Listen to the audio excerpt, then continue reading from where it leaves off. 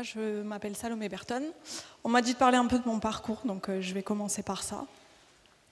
Moi j'ai fait un parcours un peu classique à la fac, avec une licence en sciences de la vie spécialisée en microbiologie à la faculté des sciences de Montpellier.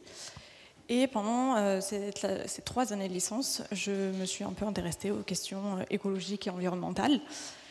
Et du coup, j'ai continué en master microbiologie, environnement, santé, donc santé en mode One Health et pas santé humaine. Et pendant ce master, j'ai fait... Ah non, c'est l'autre.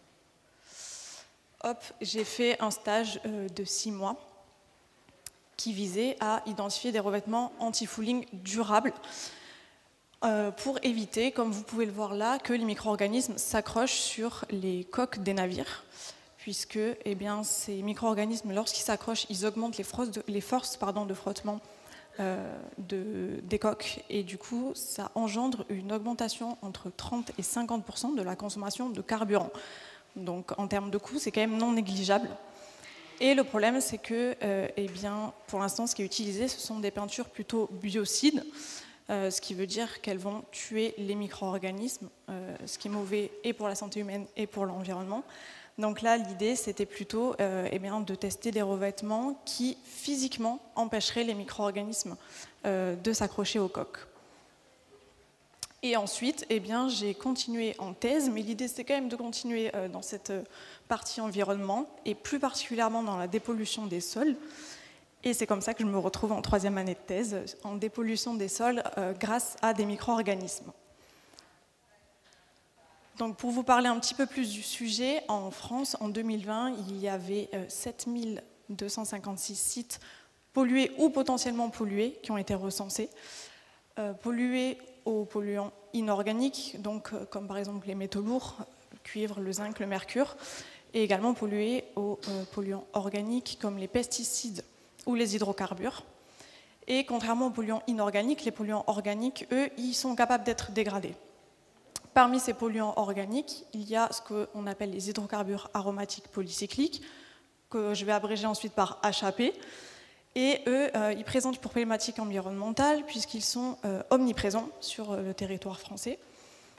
Ils sont également peu biodégradables et ils sont ce qu'on appelle CMR, donc cancérigènes, mutagènes, reprotoxiques. Vraiment le top. En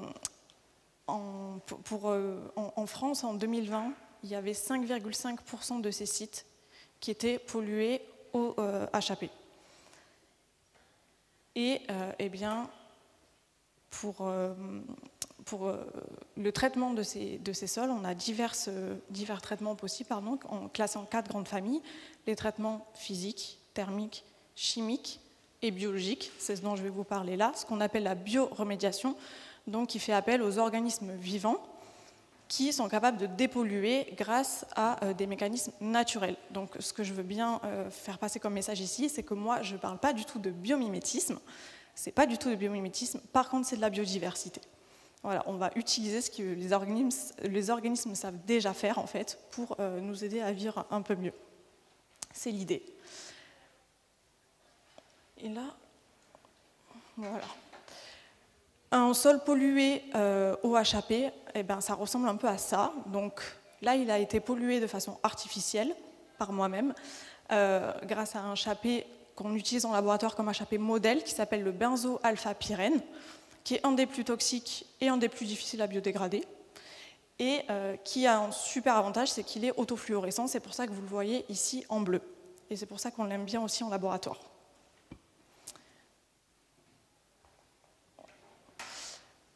Pour dégrader ce polluant-là, nous, au laboratoire, on utilise un champignon, puisqu'il y a des champignons déjà présents dans les sols qui sont capables de biodégrader les HAP. Ce champignon, il a un joli petit nom qui s'appelle Thalaromyces helicus. Et on sait déjà, ça a été démontré, il est capable de dégrader le benzo-alpha-pyrène, soit de façon individuelle, soit en association avec des bactéries, parce qu'on sait qu'il y a des bactéries qui sont également capables de dégrader les HAP. Le souci, c'est qu'on ne sait pas trop comment ça marche, cette association entre bactéries et champignons, d'une part, donc comment ils s'entraident pour dépolluer de façon plus efficace. Et on ne sait pas non plus comment ils accèdent aux polluants dans les sols. Alors, ce qu'on sait en revanche, c'est que, j'arrive toujours pas à faire dans le bon sens, si, c'est que le champignon, pour dépolluer, il va faire entrer à l'intérieur de ses cellules le benzoalpha-pyrène, que vous voyez donc ici en bleu, ce qui fait un peu guirlande lumineuse de Noël. Et ce benzoalpha-pyrène, il va être stocké aux mêmes endroits où sont stockés les lipides, dans les cellules fongiques. Pour étudier tout ça, et c'est bien parce que du coup, on m'a fait ma petite intro sur la microfluidique juste avant, pour étudier tout ça en laboratoire, on utilise la microfluidique, plus particulièrement des systèmes microfluidiques, qui sont des petits systèmes transparents. Je vous en ai apporté un pour que vous voyez un peu la taille, à quoi ça ressemble, si vous voulez voir d'un peu plus près ensuite, qui sont super utiles, puisque comme ils sont transparents, on peut les mettre sous microscope et observer tout ce qui se passe à l'intérieur. L'idée ici, et comme vous le voyez, c'est qu'il y a ce qu'on appelle des chambres, donc les gros espaces. Moi, il y en a une dans laquelle on va mettre le champignon, l'autre dans laquelle on va mettre des particules de sol polluées. Et ces deux chambres, elles sont reliées par des canaux qui font 5 micromètres de diamètre. Et en fait, ces canaux, ils vont mimer les microporosités qui sont présentes dans les sols. Donc ensuite, on va faire passer du milieu dans cette puce pour permettre à notre champignon de grandir, de passer au travers des canaux pour rejoindre les particules de sol polluées, d'où les microporosités. Et bien, grâce à ça, on peut voir un peu tout ce qui se passe à l'intérieur en rajoutant les bactéries endogènes du sol et observer ça en time-lapse pendant plusieurs heures, plusieurs jours même. Voilà. Je vais aller trop vite. Je voulais remercier déjà tous les partenaires de ce projet, mon petit bras droit, Léna, qui est avec moi aujourd'hui, les directeurs de thèse, et puis merci de m'avoir écouté. Merci beaucoup pour la présentation. On va passer aux questions. Je vous laisse lever la main comme tout à l'heure, et puis je ferai passer.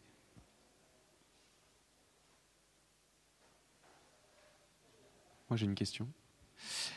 En termes de sélection du champignon, j'imagine qu'il y a une corrélation assez forte entre le polluant et le champignon, ou pas du tout d'ailleurs. Est-ce qu'il y a des champignons un peu large spectre d'une certaine manière? Et du coup, de quelle manière est-ce que Alors ça, c'est une première question. Deuxième question, si jamais il n'y en a pas d'autres.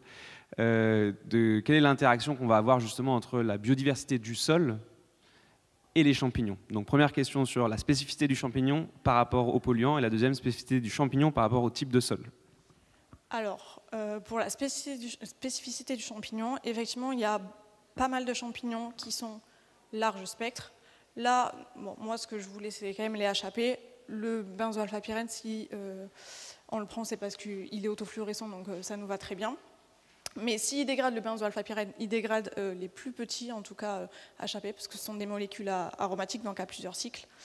Après, il y a d'autres types de champignons qui l'utilisent. La particularité de celui-ci, c'est que c'est un champignon qu'on appelle non linolytique. C'est-à-dire que ce n'est pas un champignon qui va dégrader la lignine, parce que les champignons qui dégradent la lignine, ils sont, donc la première composition du bois, hein, ils sont très connus pour dégrader les HAP, parce que la lignine est déjà une molécule assez complexe. Le problème de ces champignons-là, c'est qu'ils s'adaptent assez mal au sol. Celui-là, c'est un bon candidat parce qu'il est déjà présent de façon endogène dans les sols français, et c'était une des volontés du projet, c'est qu'on ne voulait pas ajouter une espèce qui pourrait devenir ensuite invasive dans les sols. Pour répondre à la première question. Pour répondre à la seconde question, alors c'est en étude, hein, l'idée c'était là, en mettant les particules de sol polluées, c'était aussi qu'avec le sol pollué, il y a ces bactéries endogènes.